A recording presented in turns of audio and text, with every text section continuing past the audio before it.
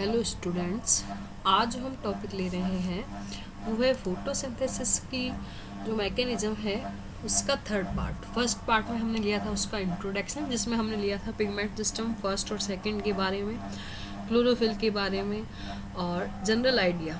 ठीक है, फिर हमने सेकंड पार्ट में लिया था फोटोसिंथेसिस की लाइट रिएक्शन के बारे में। अब थर्ड स्टेप में हम लेंगे फोटोसिंथेसिस की डार्क रिएक्शन, या जिसे हम कहते हैं केल्विन साइकिल। इस साइकिल के और भी बहुत सारे नाम हैं। इसकी जो खोज है वो की थी ब्लैकमैन ने, इसलिए इसे कहते हैं ब्लैकमैन साइकिल, या फिर इसे कहते हैं फोटोसिंथेटिक कार्बन रिडक्शन साइकिल, यानी कि फोटोसिंथेसिस के दौरान जो कार्बन का रिडक्शन होता है, या फिर इसे कहते हैं fixation and reduction of CO2, या फिर इसे कहते हैं carbon path of carbon in photosynthesis, या फिर इसे कहते हैं थर्मोकेमिकल रिएक्शन।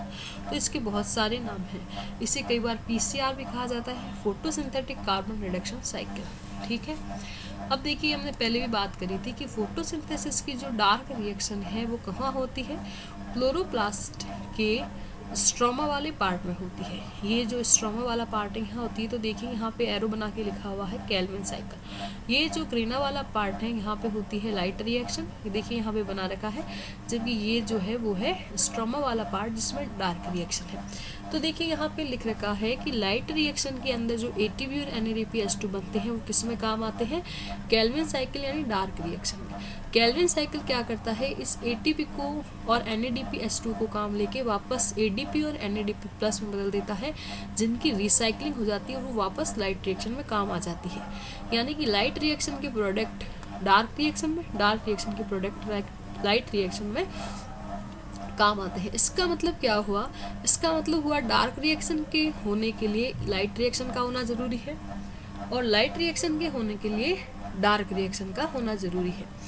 फिर देखिए यहाँ पे एरो बना के लिख रखा है कि अपन जो फोटोसिंथेसिस की सामान्य जो रिएक्शन लिखते हैं, CO2 plus H2O equals to C6H12O6 plus O2 plus H2। तो देखिए वाटर काम कहाँ आ रहा है, इसमें O2 कहाँ बन रही है, लाइट रिएक्शन में, जबकि CO2 कहाँ काम आ रही है, डार्क रिएक्शन या केल्विन साइकिल में, और कार्बोहाइड्रेट कहाँ बन रहे हैं, डार्क रिएक्शन में। तो ये कॉम्पिटिटिव एग्जाम के 4 क्वेश्चन बनते हैं कि वाटर का फोटोलाइसिस कहाँ होता है, O2 कहाँ बनती है, CO2 कहाँ काम आती है, और कार्बोहाइड्रेट कहाँ बनता है। नेक्स्ट देखिए, ये क्लोरोप्लास्ट का 3D स्ट्रक्चर है, जो हमने डायग्राम बात की थी अभी वही। फिर है केल्विन साइकिल का ओवरव्यू। केल्विन साइकिल के अंदर बहुत सारी रिएक्शन हैं, बहुत सारे स्टेप्स हैं। इन सभी स्टेप्स को 3 भागों में बांटा गया है। फर्स्ट कहते हैं कार्बन फिक्सेशन फर्स्ट पार्ट को कहते हैं कार्बन फिक्सेशन, यानी कार्बन का स्थिरीकरण, यानी एक इनकॉर्पोरेशन ऑफ CO2 का साइकिल में समावेश। जो बाहर से CO2 लिए है उसको हम समावेश करते हैं, तो कार्बन फिक्सेशन। फिर दूसरा है रिडक्शन। रिडक्शन होता है फॉस्फोग्लिसरिक एसिड का फॉस्फोग्लिसरैल्डिहाइड में, तो utilization of energy molecules to form organic compound. इस दौरान ATP और NADPH2 का यूज हो जाता है। फिर लास्ट में जो फॉस्फोग्लिसरिक एसिड की रिडक्शन से फॉस्फोग्लिसरैल्डिहाइड बना है, वह विभिन्न स्टेप से होता हुआ पुनः उसी चीज़ का रिप्रोडक्शन कर देता है जिससे साइकिल की शुरुआत हुई थी। वो एटम होता है RUMP, राइबोलोज मोनोफॉस्फेट। तो देखिए रीजनरेशन, यह साइकिल RUMP से शुरू होता है और ये दोनों स्टेप करके वापस RUMP का प्रोडक्शन हो जाता है। तो थर्ड स्टेप है रीजनरेशन, या regenerates molecule for another cycle. तो 3 चीज़ें होंगी, carbon fixation, reduction and regeneration. ये अभी हम डिटेल में जब रिएक्शन लेंगे तब हमें पता चल जाएगा। तो देखिए यहाँ पे देखिए केल्विन साइकिल का ओवरव्यू लिख रखा है इन्होंने। फर्स्ट फेज ये रही जिसमें कार्बन का फिक्सेशन होता है। सेकंड फेज जिसमें फॉस्फोग्लिसरिक एसिड का फॉस्फोग्लिसरैल्डिहाइड में रिडक्शन होता है। थर्ड स्टेप है जिसके अंदर वापस RUBP या RUMP का रिप्रोडक्शन होता है। ये एक आउटलाइन है। ये देखिए ये है केल्विन साइकिल की सभी रिएक्शन डिटेल में। ये एक ऐसा चार्ट है जो आपको केल्विन साइकिल पूरा डिटेल में समझा देगा। तो देखिए मैं शुरुआत करती हूँ। सबसे पहले ये रिएक्शन शुरू होती है RUMP, राइबोलोज 5 फॉस्फेट या राइबोलोज मोनोफॉस्फेट RUMP। RUMP राइबोलोज जो है वह 5 कार्बन की शुगर है। हमें इस पूरे साइकिल से एक सुक्रोज या एक शुगर का मॉलिक्यूल बने, इसलिए इस साइकिल को 6 बार चलाना पड़ता है। तो देखिए यहाँ पे जो शुरुआत है वहाँ पे लिख रखा है RUMP के कितने मॉलिक्यूल 6।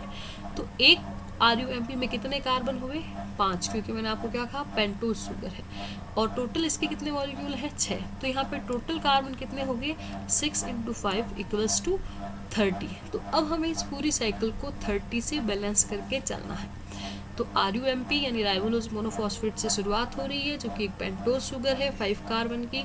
हमें इसका शुगर का एक मॉलिक्यूल बनाने के लिए इस रिएक्शन को 6 बार चलाना है, तो यहाँ पे 6 लिख रखा है, तो टोटल 30। अब देखिए सबसे पहले RUMP कन्वर्ट होगा RUBP में। RUMP यानी राइबोलोज 5 फॉस्फेट, RUBP यानी राइबोलोज 1,5 बिस फॉस्फेट, यानी इसमें केवल 5 नंबर कार्बन पर फॉस्फेट थी, इसमें 1 और 5 दोनों कार्बन पर क्या है फॉस्फेट है। तो यानी कुल मिला के हमने RUMP पर एक फॉस्फेट ऐड किया है। तो फॉस्फेट ऐड करने के लिए जो एंजाइम आता है वो है फॉस्फोराइबोलोज काइनेज। जो फॉस्फोराइबोलोज काइनेज है ये ATP कहाँ से ऐड करेगा फॉस्फेट ATP से। तो इसने 6 ATP से फॉस्फेट ली और किस में बदल गया ADP में। 1 पे 1 तो 6 पे 6, तो 6 ATP काम आ गया। अब यहाँ पे आ गया RUBP राइबोलोज bis phosphate. राइबोलोज bis phosphate के 6 अणु हैं, ये क्या करेंगे 6 CO2 से क्रिया करेंगे। 6 CO2 और यहाँ पे कितने थे 30 और 6 36 यानी 36। ये इसके ऊपर RUBP पर जब CO2 जुड़ती है तो एक एंजाइम आता है रुबिस्को, RUBISCO। रुबिस्को जो एंजाइम है इसकी फुल फॉर्म है राइबोलोज bis phosphate carboxylase and oxygenase. तो राइबोलोज बिस फॉस्फेट तो हमने अभी पढ़ा ही था। फिर है कार्बोक्सिलेज यानी जो कार्बन डाइऑक्साइड जोड़ता है, ऑक्सीजनेज यानी जो ऑक्सीजन छोड़ता है, ऑक्सीजन ऐड करता है। यानी कि रुबिस्को एक ऐसा एंजाइम है जो किसी प्रोडक्ट पर कार्बन डाइऑक्साइड भी ऐड कर सकता है और ऑक्सीजन भी ऐड कर सकता है। वह क्या ऐड करेगा वो डिपेंड करता है कंडीशन पर। यदि एनवायरनमेंट में CO2 ज़्यादा है तो वो CO2 ऐड करेगा, यदि O2 ज़्यादा है तो O2 ऐड करेगा। तो यहाँ पे फोटोसिंथेसिस में O2 कम होती है, CO2 ज़्यादा होती है, इसलिए यह CO2 ही ऐड करेगा। यहाँ पे यह कार्बोक्सिलेज की तरह कार्य करेगा। तो राइबोलोज 1,5 बिस फॉस्फेट पर जब CO2 जुड़ेगा तो यह एक विभिन्न स्टेप से होता हुआ प्रथम स्थायी उत्पाद बनाएगा फॉस्फोग्लिसरिक एसिड। फॉस्फोग्लिसरिक एसिड कितने कार्बन का है 3 कार्बन का। यह इसका प्रथम स्थायी उत्पाद है, तो 3 कार्बन का फर्स्ट स्टेबल प्रोडक्ट होने के कारण ही इसे क्या कहते हैं C3 साइकिल, यानी कार्बन 3 है। अब देखिए मैंने यहाँ बात करी थी टोटल कितने कार्बन हो गए 36। यहाँ पे कितने कार्बन का बना है एक मॉलिक्यूल 3 का। तो मैं 36 को कितने मॉलिक्यूल बनाऊँ कि फॉस्फोग्लिसरिक एसिड बैलेंस हो जाए, तो इसके कितने बनेंगे 12, क्योंकि एक में कितने हैं 3 कार्बन, तो 12 में कितने हो जाएंगे 36। ठीक है। अब देखिए फॉस्फोग्लिसरिक एसिड यहाँ तक का जो स्टेप हो गया वो हो गया CO2 फिक्सेशन, क्योंकि हमने क्या किया CO2 को इसके अंदर ऐड कर दिया। अब 3 फॉस्फोग्लिसरिक एसिड बदलेगा 1,3 डाई या बिस फॉस्फोग्लिसरिक एसिड। वही बात है जो हमने अभी बात की थी RUMP से RUBP। 3 फॉस्फोग्लिसरिक एसिड से 1,3 बिस फॉस्फोग्लिसरिक एसिड, यानी इसके केवल 3 नंबर कार्बन पर था फॉस्फेट, इसके 1 और 3 दोनों पर है। तो फिर वही बात है कि हमें फॉस्फेट ऐड करना है। फॉस्फेट ऐड करने के लिए जो एंजाइम आएगा वो आएगा फॉस्फोग्लिसरिक काइनेज। एंजाइम आता है काइनेज जब ATP को ऐड करना होता है। ये ATP का यूज करेगा, फॉस्फेट लेगा और ATP को ADP में बदल देगा। तो 12 ATP के मॉलिक्यूल यहाँ पे काम आ जाएंगे। अब देखिए 1,3 फॉस्फोग्लिसरिक एसिड बदलेगा 1,3 फॉस्फोग्लिसरिक एल्डिहाइड में। जब एसिड से एल्डिहाइड बनता है तो होता है रिडक्शन, यानी आपको क्या चाहिए हाइड्रोजन। तो हाइड्रोजन यहाँ पे देगा फोटोसिंथेसिस की लाइट रिएक्शन में बना हुआ NADPH2। तो NADPH2 जो लाइट रिएक्शन बने थे उसके 12 अणु यहाँ पे काम आ जाएंगे। एंजाइम आएगा डिहाइड्रोजनेज, यानी हाइड्रोजन को बाहर निकलने वाला। ये हाइड्रोजन जुड़ जाएंगे एसिड में तो ये बदल जाएगा एल्डिहाइड में, और NADPH2 है वो हाइड्रोजन को छोड़कर वापस NADP में बदल जाएंगे। अब यहाँ पे 12 अणु बन गए फॉस्फोग्लिसरिक एल्डिहाइड के। तो यहाँ से लेके यहाँ तक का स्टेप हो गया वापस रिडक्शन का, जो हमने सेकंड स्टेप की बात करी थी।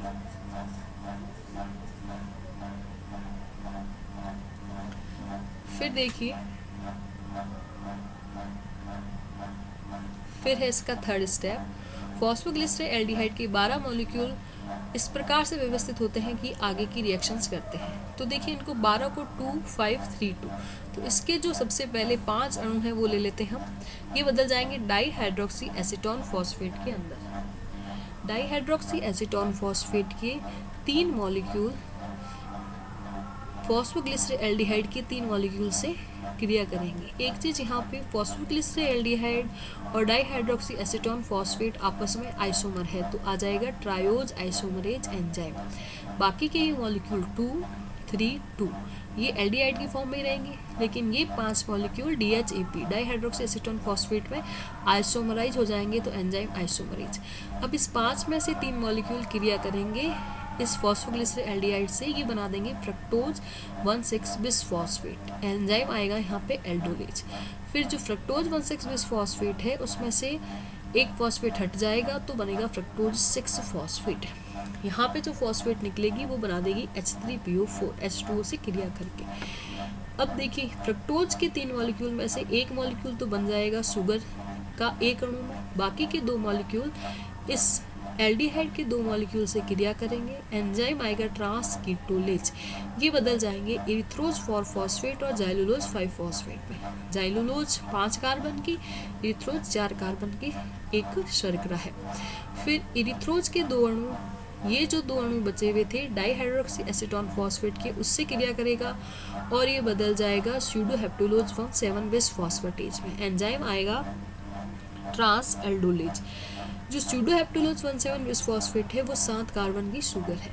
अब इसमें 1,7 से 1 नंबर कार्बन वाला आप फॉस्फेट हटा दीजिए तो ये बन जाएगा स्यूडोहेप्टुलोज 7 फॉस्फेट में। फॉस्फेट हटाने के लिए एंजाइम आता है फॉस्फेटेज, जैसा हमने यहाँ बात करी थी, वही फॉस्फेट निकलेगी H2O से क्रिया करके H3PO4 में बदल जाएगी। स्यूडोहेप्टुलोज 7 फॉस्फेट जो है इन 2 अणुओं से क्रिया करेगा। एंजाइम ट्रांसकीटोलेज की उपस्थिति में 2 अणु बनाएगा जाइलुलोज के, 2 अणु बनाएगा राइबोज 5 फॉस्फेट के। राइबोज 5 फॉस्फेट और राइबुलोज 5 फॉस्फेट आपस में है आइसोमर, तो एंजाइम आइसोमरेज की उपस्थिति में इसमें बदल जाएगा। जबकि जाइलुलोज 5 फॉस्फेट और राइबुलोज 5 फॉस्फेट आपस में एपीमर है, तो एपीमरेज एंजाइम की उपस्थिति में ये इसमें कन्वर्ट हो जाएगा। तो देखिए यहाँ से ये सारी जो रिएक्शन हुई है, ये पूरी रिएक्शन इन्होंने क्या किया है कि वापस इस RUMP का रिप्रोडक्शन या रीजनरेशन किया है। तो इसीलिए इस पूरी रिएक्शन को 3 भागों में बांटते हैं। यहाँ से शुरुआत, यहाँ से लेके यहाँ तक CO2 फिक्सेशन, बाहर से CO2 को फिक्स कर दिया, यहाँ से यहाँ लेके रिडक्शन, रिडक्शन के बाद में ये सारा प्रोडक्शन या reproduction, regeneration of RUMP। Competitive exam या बहुत सारे एग्जाम में क्वेश्चन पूछा जाता है कि यहाँ पे कितने कार्बन की शुगर बनती है, तो आपको ध्यान में रखना है राइबुलोज 1,5 बिसफॉस्फेट या राइबोज जाइलुलोज ये 5 कार्बन की है। यहाँ से लेके ये सारे 3 कार्बन के हैं। फ्रक्टोज वाले 6 कार्बन के हैं, इरिथ्रोज वाला 4 कार्बन का है, जबकि स्यूडोहेप्टुलोज वाले 7 कार्बन के हैं। तो देखिए यहाँ पे 3 carbon, 4 carbon, 5 carbon, 6 carbon, 7 carbon सभी की शुगर बन रही है। ठीक है, नेक्स्ट देखिए इसी चीज़ को हमने आगे लिख रखा है, जो हमने डिटेल में बात करी थी उसको लिख रखा है। फर्स्ट देखिए ये कह रहा है reaction type synthesis enzyme synthase Rubisco CO2 + 1,5 RUBP short lived 6 carbon का एक इंटरमीडिएट बनाता है। ये इंटरमीडिएट जो है, जैसे हमने अभी आपको डिटेल में बताया था इसके अंदर, इस चार्ट के अंदर, कि RUBP राइबुलोज बिसफॉस्फेट जो है बहुत सारे स्टेप से होता हुआ 3 कार्बन का प्रथम स्थायी उत्पाद बनाता है, इसीलिए इस साइकिल को क्या कहते हैं, C3 साइकिल। तो देखिए RUBP से CO2 से रुबिस्को, और रुबिस्को ने किस में बदल दिया, PGA के अंदर। ये जो फर्स्ट स्टेप है ये हो गया कार्बन फिक्सेशन साइकिल। फिर Rubisco ribulose bisphosphate carboxylase oxygenase, जैसे मैंने फुल फॉर्म बनाई थी। इसके बारे में कुछ स्पेशल बातें हैं। लार्ज स्लो रिएक्टिंग एंजाइम है। Most enzymes process 1000 reaction per second. Rubisco process 3 reaction per second, यानी इतना धीमे काम करता है। Plant need large amount of rubisco for Calvin cycle, इसलिए half of the protein in leaf अधिकांश मात्रा में पादप प्रोटीन जो है वो सबसे अधिक मात्रा में पाए जाने वाला रुबिस्को ही है, most abundant protein on earth है। ठीक है, फिर देखिए सेकंड पार्ट है इसका, जो हमने बात करी थी कि जब रुबिस्को से फॉस्फोग्लिसरिक एसिड बन गया तो 1,3 बिस फॉस्फोग्लिसरिक एसिड, फिर एल्डिहाइड बनेगा। एसिड से जब एल्डिहाइड बनता है, पहले देखिए 3 फॉस्फोग्लिसरिक एसिड से जब 1,3 बिस फॉस्फोग्लिसरिक एसिड बनेगा तो 6 एटीपी काम आएंगे, क्योंकि यहाँ पे देखिए 3 नंबर पर है और यहाँ पे 1 और 3 दोनों पर फॉस्फेट है, तो फॉस्फेट ऐड करना है। ऐड करने के लिए कहाँ से आता है, एटीपी से। फिर यहाँ से जब ये बनेगा तो एसिड से जब एल्डिहाइड बनता है तो रिडक्शन हो रहा है, यानी हमें हाइड्रोजन को ऐड करना है। हाइड्रोजन ऐड कहाँ से होगी, NADPH2 से। तो एंजाइम आएगा डिहाइड्रोजनेज, ये NADPH2 और ATP कहाँ से आएंगे, जो लाइट रिएक्शन बनेगा। तो ये हुआ सेकंड रिएक्शन का या सेकंड पार्ट का ओवरव्यू। फिर कैल्विन साइकिल में utilisation ATP, reaction type phosphorylation, enzyme kinase की, ठीक है। Next NADP use to synthesise C3-फॉस्फेट, रिएक्शन टाइप रिडॉक्स, ये जो हमने बताया आपको वही लिखा हुआ है।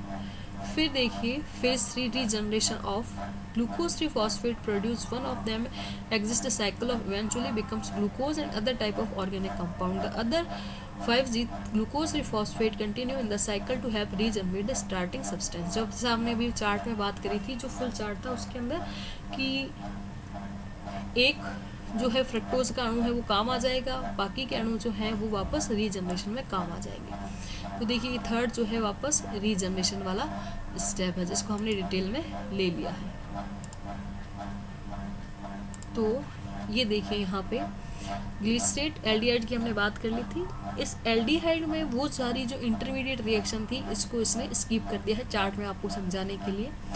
इस दौरान क्या होता है, थर्ड स्टेप के अंदर, ये जो थर्ड स्टेप है कि इसमें एक अणु तो बन जाएगा शुगर का। तो ये देखिए शुगर का एक अणु, बाकी जितनी भी शुगर थी वो बहुत सारे स्टेप से होती हुई क्या करेगी, राइबोलोज बिसफॉस्फेट का रीजनरेशन कर देगी। तो ये रीजनरेशन ऑफ राइबोलोज बिसफॉस्फेट। तो ये हुआ आपके फोटोसिंथेसिस की डार्क रिएक्शन या कैल्विन साइकिल। नेक्स्ट साइकिल में हम नेक्स्ट स्टेप में लेंगे आगे।